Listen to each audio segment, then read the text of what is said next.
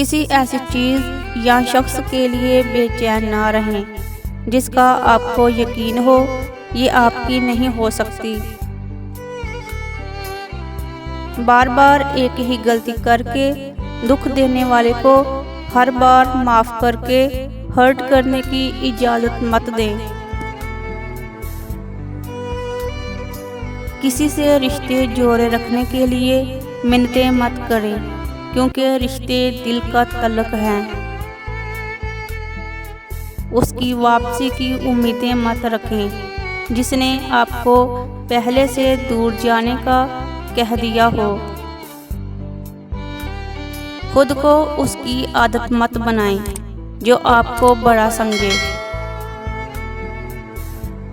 उनको पसंद मत करें या उनसे रिलेशन का मत सोचें जो किसी दूसरे से रिलेशन में हो। उनके पीछे ना भागते रहें जो आपके पीछे नहीं आ सकते। उनसे बातें करने की कोशिश मत करें जो आपसे बात नहीं करना चाहते। किसी ऐसी चीज़ या शख्स के लिए बेचैन ना रहें जिसका आपको यकीन हो ये आपकी नहीं हो सकती। उनके मतलब हरगिज़ ना सोचें जो आपके मतलब नहीं सोचते।